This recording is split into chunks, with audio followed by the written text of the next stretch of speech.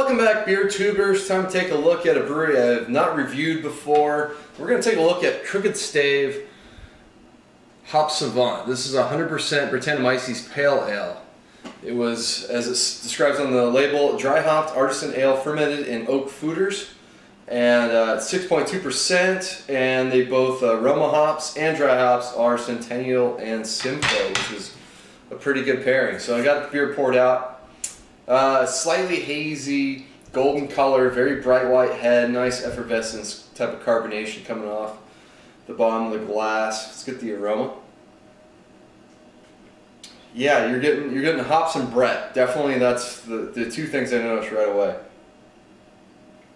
A lot of nice citrus, sweeter like peach notes, some grapefruit.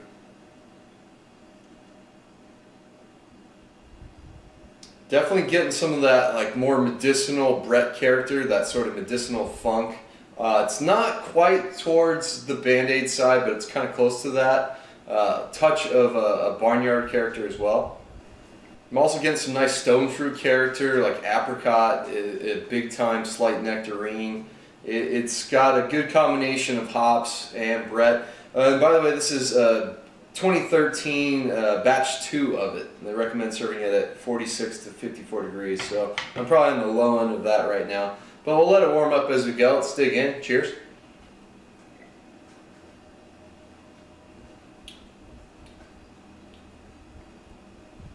Yeah, it's nice. It's got a good balance between the Brett character and the hop character.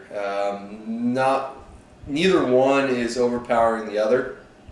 It's a good balance. It's a nice dry beer, refreshing type of beer. Up front, you're hit with the carbonation and the hop character. Really not a whole lot of bitterness, which is nice. A lot of just hop flavor, grapefruit, slight pininess, ever so slight. It's definitely more on the fruitier side. It's got more of that apricot, nectarine, peach character. And it's kind of hard to tell where the hops kind of start and end and when the Brett takes over, because if I had a feeling there's maybe a few strains of Brett in this beer, I'm definitely getting more of that like slight medicinal plus like a hay, slight barnyard funkiness, but you're also getting some that fruitiness, like slight tropical fruit, like slight pineapple, slight mango character that might be coming from a Brett strain as well. And that kind of takes over midway through. And then the back end, the back end is just more of a yeast character. Very dry beer.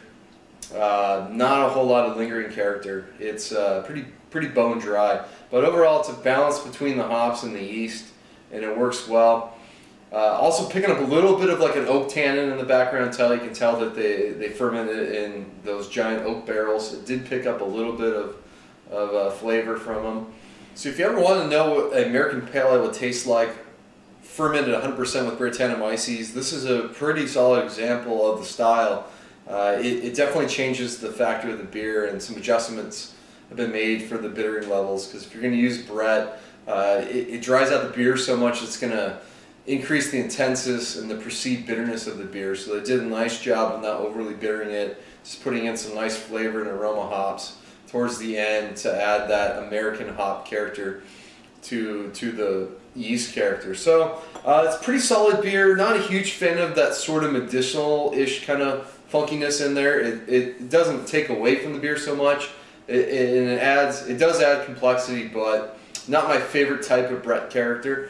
But I still really enjoy this one, so I'm going to go with the B. It's a nice solid pale ale. It's a little on the expensive side too. It could be me getting it at a bottle shop that's not charging the cheapest price either, but it's like $7, $8 a bottle, so I don't know where it is in Colorado. I'm sure it's probably like only like $5 or something, much cheaper. So I mean, if this is local to you, you can get it for a pretty good price, worth picking up quite a bit.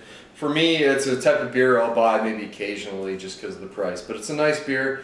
Crooked Stave, I've drank a lot of the beers, just haven't gotten around to reviewing them. They finally hit San Diego recently, so you might see some further reviews of their beers from me. So it's going to wrap this one up. Until next time, please comment and subscribe. Cheers.